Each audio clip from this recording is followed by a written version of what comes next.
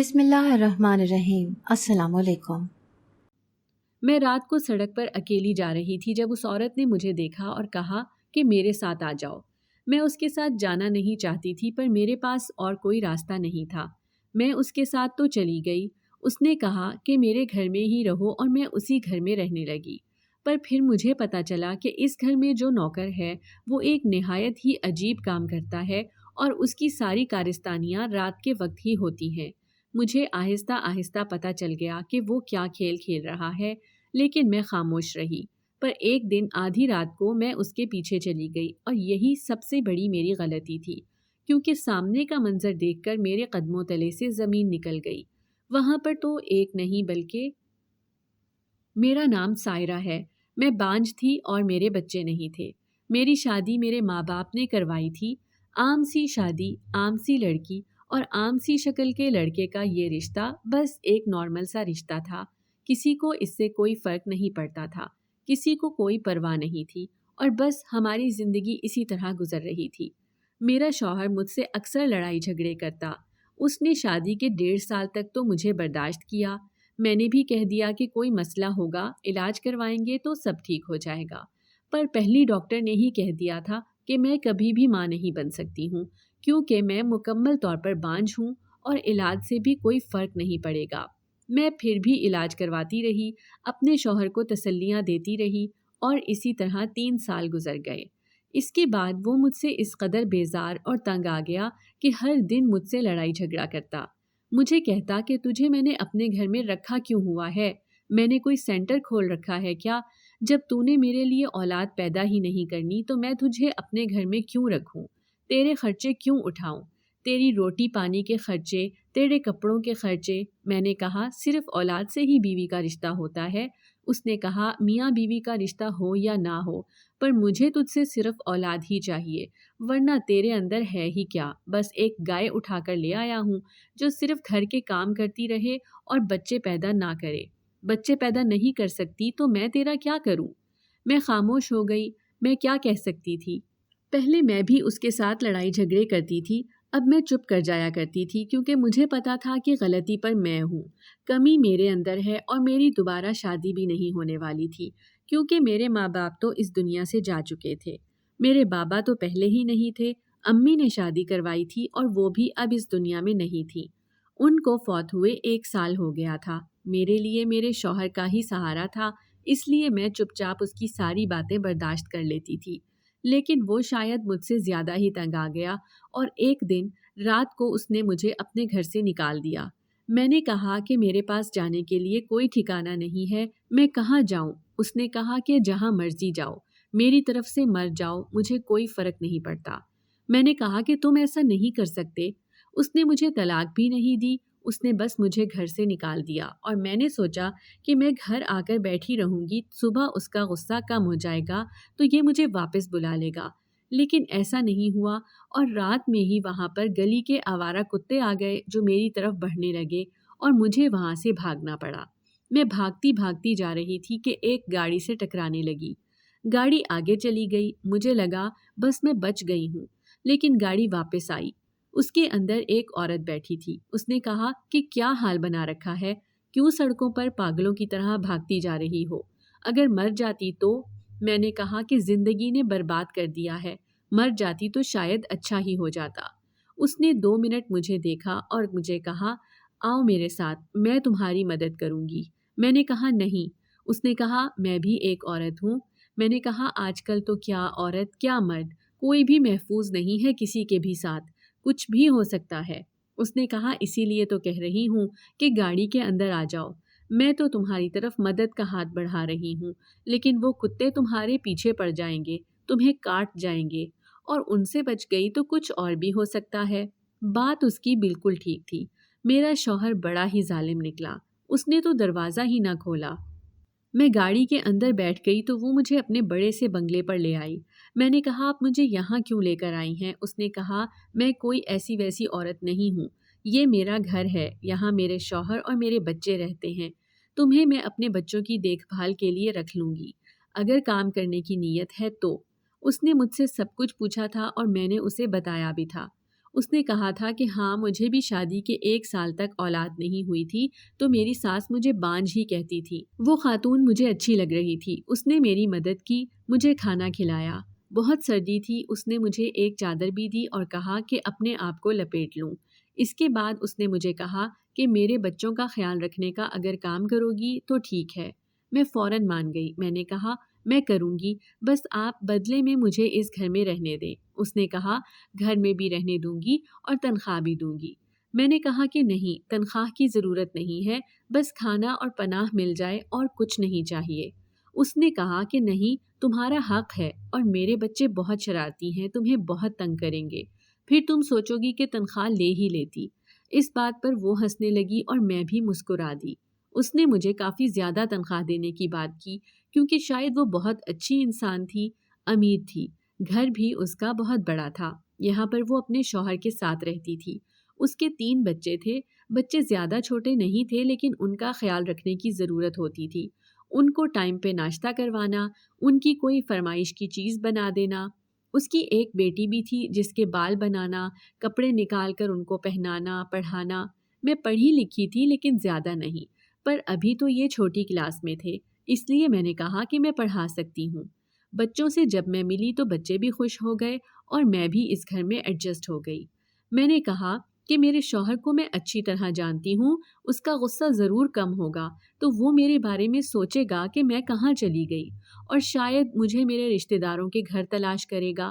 میرے کچھ رشتہ دار تھے تو ضرور، لیکن وہ اس قابل نہیں تھے کہ میں ایسے ان کے پاس جاتی تو وہ خوش ہو جاتے۔ شاید وہ میرا فائدہ اٹھانے کی کوشش کرتے۔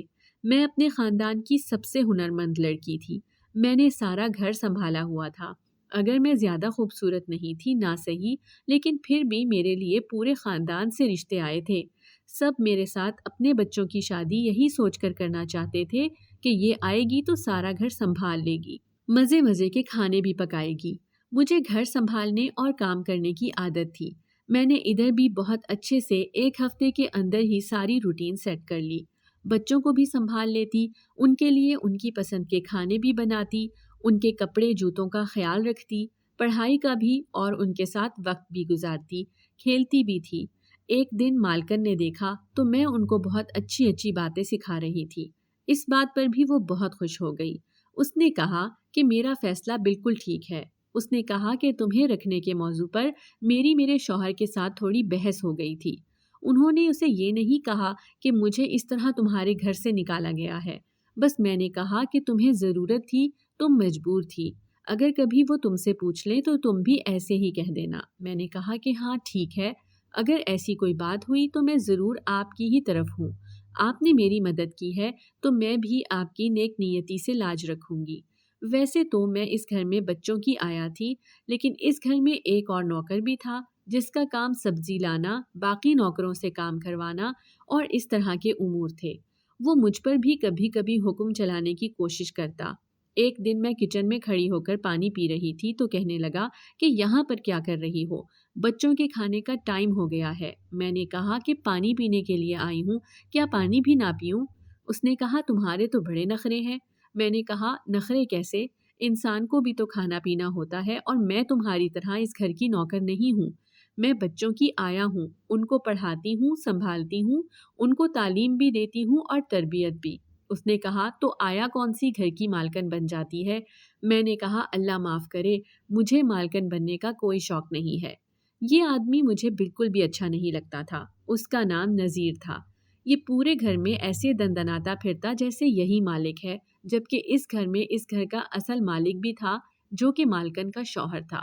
وہ بہت ہی غصے والا آدمی تھا، لیکن شکل کا بہت ہی زیادہ بدصورت تھا۔ شاید مالکن نے بھی اس سے دولت کے لیے ہی شادی کی تھی، کیونکہ وہ خود تو بہت خوبصورت اور جوان تھی، لیکن یہ تو بوڑھا تھا، موٹا تھا اور کالا بھی، اور اس کے علاوہ اس کی آواز بھی اتنی بری تھی کہ اگر ایک دفعہ سنائی دیتی تو دل کرتا تھا کہ جو کھانا کھایا ہے وہ بھی کسی طرح منہ سے باہر آ جائے اور انسان الٹی ہی کر دے۔ ایسے لگتا تھا کوئی منہ میں روئی رکھ کے بول رہا ہے، اور ہر ٹائم غصہ ہوتا رہتا تھا۔ الٹی سیدھی باتوں پر اس کو غصہ آ جاتا تھا۔ کبھی کسی کو بیٹھا ہوا دیکھ لیتا تو کہتا کیوں بیٹھے ہو، جاؤ اپنا کام کرو۔ اس نے گھر میں اصول بنایا تھا کہ نوکروں کے لیے الگ کھانا پکے گا اور گھر والوں کے لیے الگ، لیکن مالکن نے مجھے کہا تھا کہ میں بچوں کے ساتھ کھانا کھا لوں اور مجھے جو بھی کھانا تھا میں اپنے لیے بنا سکتی ہوں، اس لیے میں تو بچوں کے ساتھ ہی کھا لیتی تھی اور بچوں کے لیے تو اچھی چیز ہی بنتی تھی۔ مالکن روز رات کو چھت پر چلی جاتی تھی بچوں کو میرے حوالے کر کے۔ وہ چھت پر جاتی شاید آرام کرنے کے لیے جاتی تھی کہ 2 گھڑی سکون حاصل کر لے، لیکن رات کے ٹائم تو چھت پر گھپ اندھیرا ہوتا تھا۔ ان کا ٹیرس تھا، کیونکہ گھر بہت بڑا تھا تو اوپر صرف ٹیرس کی ہی جگہ چھوڑی ہوئی تھی، باقی نیچے کھلی جگہ موجود تھی۔ وہاں پر کرسیاں صوفے بھی لگے ہوئے تھے، وہاں بیٹھنے کی بہت اچھی جگہ بنائی گئی تھی۔ چھت پہ تو صرف ٹیرس تھا، پتہ نہیں وہاں جا کر مالکن کو کیا ملتا تھا، لیکن وہ رات کے ٹائم وہاں چلی جاتی اور پھر اس کے بعد مجھے نہیں پتا کہ وہ کب کمرے میں آتی اور کب نہیں۔ بچوں کا الگ کمرہ تھا جہاں پر میں بچوں کو سلا کر خود اپنے کوارٹر میں چلی جاتی تھی۔ کوارٹر پیچھے کی طرف ہی تھا۔ دوسری طرف اگر نذیر کو دیکھا جائے تو اس کی شکل و صورت اچھی تھی۔ ایک دفعہ تو ایسا ہوا کہ گھر میں کچھ مہمان آئے تو نذیر باہر کھڑا ہوا تھا۔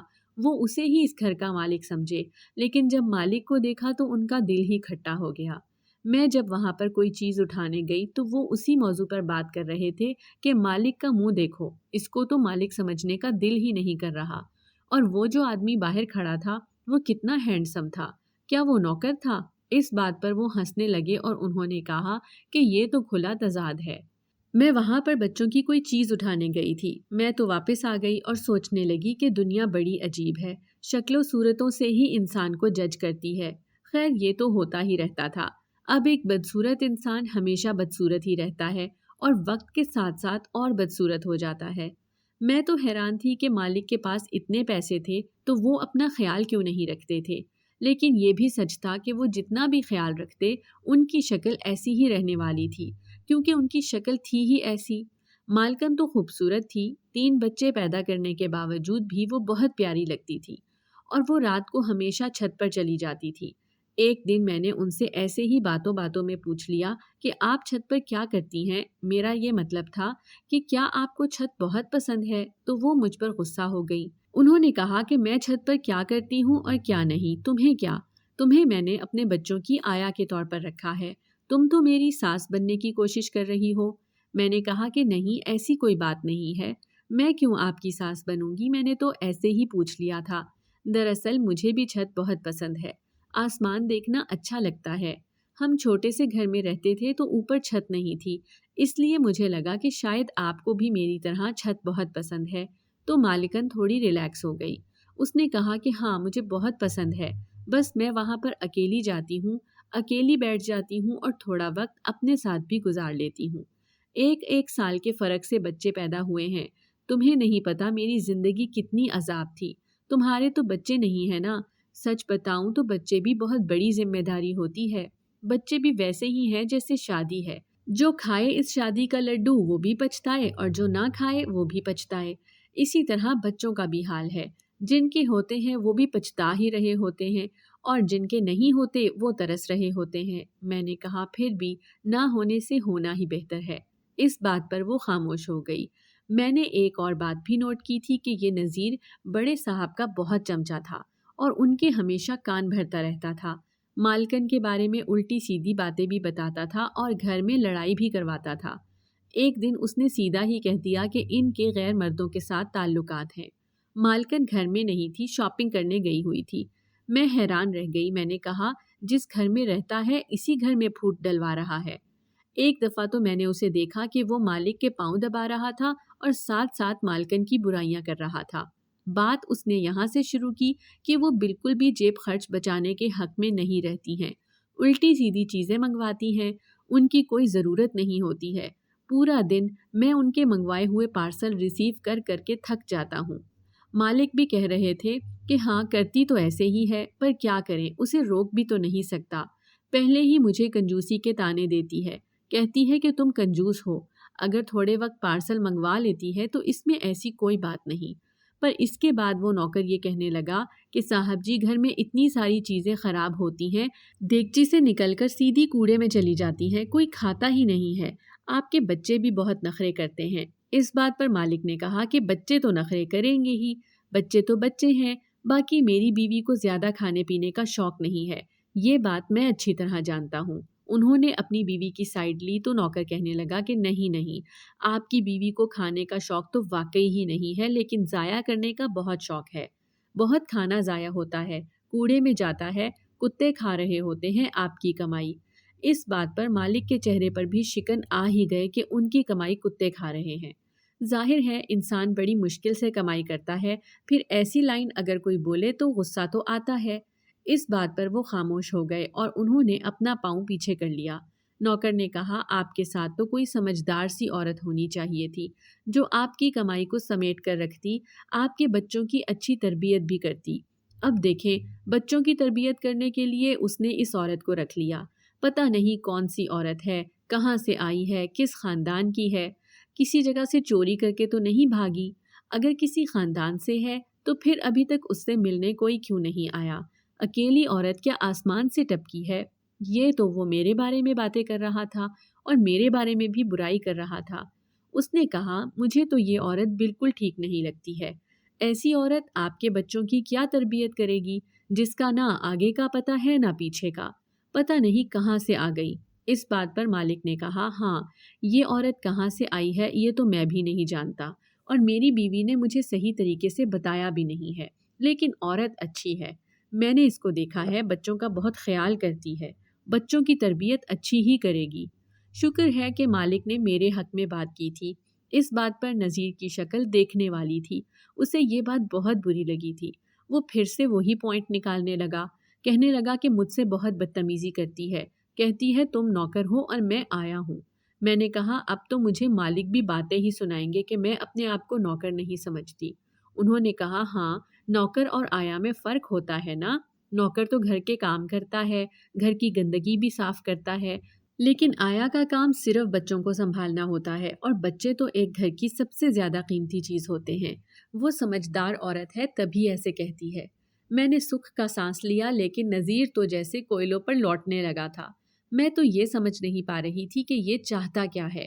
ایک طرف مالک کی خوشامدیاں کرتا ہے اور ان سے پیسے نکلواتا ہے، دوسری طرف مالکن کے ساتھ بھی اس کے تعلقات اچھے تھے، ان کے ساتھ ہنسی مذاق بھی کر لیتا تھا، ان کی بات بھی مانتا تھا اور ان کے ساتھ شاپنگ کرنے بھی جاتا تھا، اور ان کو بھی ادھر ادھر کی خبریں لا کر دیا کرتا تھا۔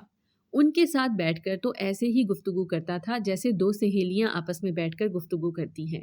یہ بندہ کچھ غلط تھا۔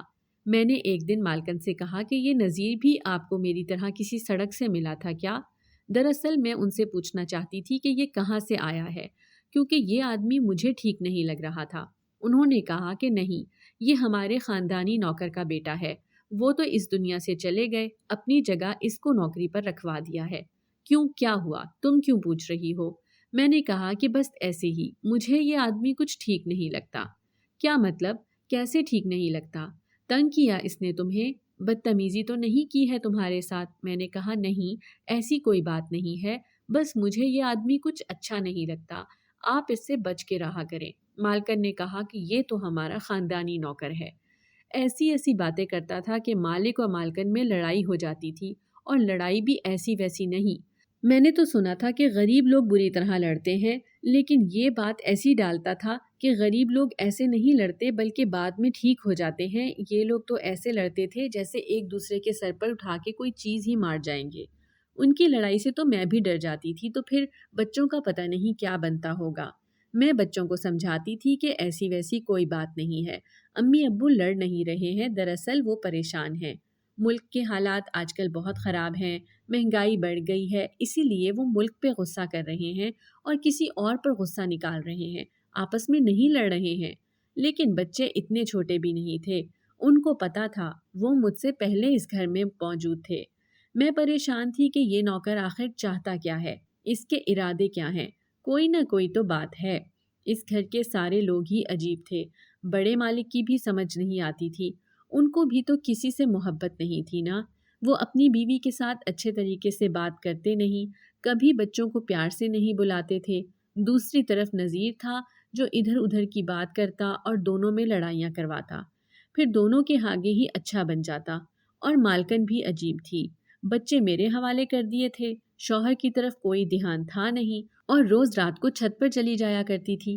اپنے شوہر کے لیے کچھ بھی نہ کرتی، نہ تیار ہوتی، نہ کپڑے بدلتی۔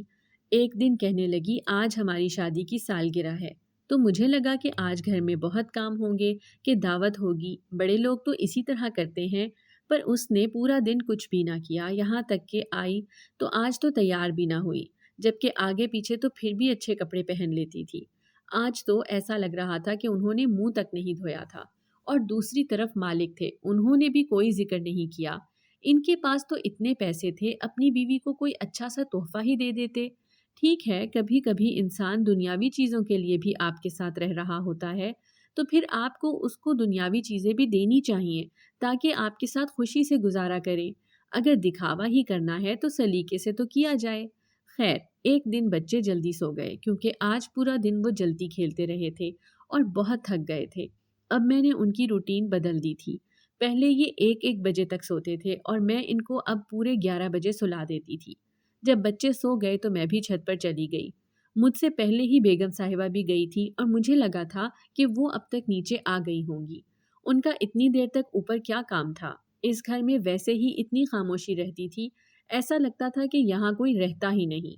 بس جب مالک اور مالکن جھگڑا کرتے تھے تبھی ان کی آوازیں گونجتی تھی۔ میں چھت پر گئی تو سامنے دیکھ کر حیران رہ گئی۔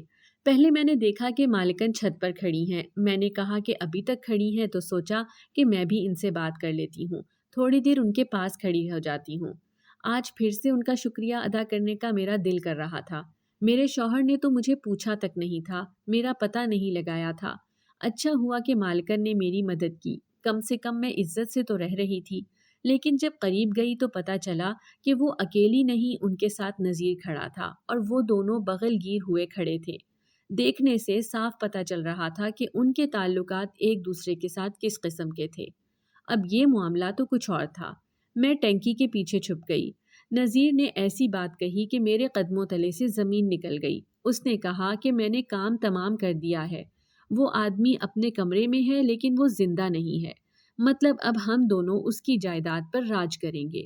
میں نے اپنے ہاتھ منہ پر رکھ لیے۔ میں بری طرح ڈر گئی۔ اس کا مطلب کہ بڑے صاحب اب اس دنیا میں نہیں تھے، ان کو اس دنیا سے روانہ کر دیا گیا تھا۔ یہ ان دونوں کا پلان تھا، یہ آپس میں ملے ہوئے تھے۔ میں کسی طرح وہاں سے نیچے جانا چاہتی تھی۔ مجھے ایسا لگ رہا تھا کہ میرا برا وقت شروع ہو گیا ہے، مجھے وہاں سے نکل جانا چاہیے تھا۔ یہ دونوں تو کسی کو بھی جان سے مار سکتے تھے۔ جب بڑے صاحب کو مار دیا تو مجھے بھی مار سکتے تھے، پر اس سے پہلے کہ میں وہاں سے جاتی میں نے ایک انوکھا منظر دیکھا۔ میں نے دیکھا کہ نذیر نے بیگم صاحبہ کو چھت سے نیچے دھکا دے دیا۔ میں اپنے اوپر قابو نہ رکھ پائی اور میرے منہ سے چیخ نکل گئی۔ وہ میرے پیچھے بھاگ اٹھا۔ میں وہاں سے بھاگی اور سیدھی جا کر پولیس اسٹیشن کے اندر گھس گئی۔ وہ کچھ پہلے ہی رک گیا کیونکہ ظاہر ہے وہ پولیس اسٹیشن میں نہیں آنا چاہتا تھا۔ میں نے پولیس کو سب کچھ بتا دیا۔ انہوں نے نذیر کو پکڑ لیا اور انہوں نے جب انٹروگیشن کی تو اس نے بتا دیا کہ بیگم صاحبہ کے میرے ساتھ تعلقات تھے، لیکن میں ان کو بھی راستے سے ہٹانا چاہتا تھا۔ میں ان کے ساتھ بھی رہنا نہیں چاہتا تھا، اس لیے چاہتا تھا کہ وہ دونوں مر جائیں اور ساری جائیداد میری ہو جائے۔ جب سارا معاملہ حل ہو گیا، کفن دفن ہو گیا، بچوں کو بہت مشکل سے میں سنبھال رہی تھی۔ پولیس والے نے پوچھا کہ تم کون ہو؟ نہ نذیر تھا، نہ بیگم صاحبہ اور نہ بڑے صاحب۔ میرے دماغ نے اچانک کام کیا اور میں نے کہا کہ میں ان بچوں کی پھپھو ہوں۔ انہوں نے کہا کہ اس کا مطلب کہ یہ ساری جائیداد پھر آپ کی ہی ہے۔ میں نے کہا کہ جی، بڑے صاحب میرے بھائی تھے۔ میں نے بڑے طریقے سے جھوٹ بولا، اپنے دماغ کو چلایا۔ پولیس نے کہا کہ ٹھیک ہے، اللہ آپ کو صبر دے، آپ لوگوں کے ساتھ بہت برا ہوا ہے لیکن خونی بھی پکڑا گیا ہے۔ میں نے کہا کہ اس کو سزا ملنی چاہیے۔ انہوں نے کہا کہ ہم اسے پھانسی دلوائیں گے، آپ فکر نہیں کریں۔ یعنی کہ سارا معاملہ رفع دفع ہو چکا تھا۔ میں نے اپنے شوہر سے رابطہ کیا اور اسے اس سب کے بارے میں بتایا۔ وہ واپس آ گیا۔ اس نے جب اس گھر کو دیکھا تو حیران رہ گیا۔ اس نے کہا میں تو تجھے تلاش کر رہا تھا، مجھ سے غلطی ہو گئی، تجھے تو پتہ ہے میرے غصے کا۔ میں نے کہا ہاں میں جانتی ہوں، ورنہ تجھے یہ سب کچھ کبھی نہ بتاتی۔ تو نے میرے ساتھ اچھا نہیں کیا لیکن تو میرا شوہر ہے، ہم دونوں میاں بیوی ہیں، اور یہ دیکھ ہمارے 3 بچے بھی ہیں اور اتنا بڑا گھر، دولت اور کاروبار بھی۔ میرے شوہر کے چہرے پر بھی مسکراہٹ آ گئی۔ اس نے کہا تو بڑی سمجھدار ہے، میں تو تجھے گائے سمجھتا تھا. مجھے تو ایسا لگتا تھا کہ تو کسی قابل نہیں ہے, صرف گھر میں کھڑی ہو کر روٹیاں پکانے والی ایک مشین ہے. میں نے کہا یہی تو تیری غلطی تھی, پر دیکھ تیری روٹیاں پکانے والی مشین نے تیری پوری زندگی کی روٹیوں کا انتظام کر دیا ہے, وہ بھی مفت میں. اس بات پر ہم دونوں ہنسنے لگے. اگر اس ٹائم پر میں یہ کہتی کہ میں تو آیا ہوں تو وہ بچوں کو بھی ضبط کر لیتے اور ساری جائیداد کو بھی, لیکن میرے ایک جھوٹ نے میری بھی زندگی بدل دی, بچوں کی بھی اور میرے شوہر کی بھی. میں نے ان بچوں کو اپنی اولاد مان لیا. اب یہ مجھے ماں کہتے ہیں اور میرے شوہر کو باپ. اس بات کو 7 سال ہو گئے ہیں, بچے جوان ہو گئے ہیں. میں نے بچوں کی بہت اچھی پرورش کی ہے. اللہ کا شکر ہے کہ ہم لوگ ساتھ رہتے ہیں اور ہماری زندگی میں سب کچھ ٹھیک ہے. ہمیں کسی بات کی کمی نہیں ہے. میرا شوہر مجھ سے بہت محبت کرتا ہے. آج میرے پاس دولت بھی ہے, محبت بھی اور اولاد بھی.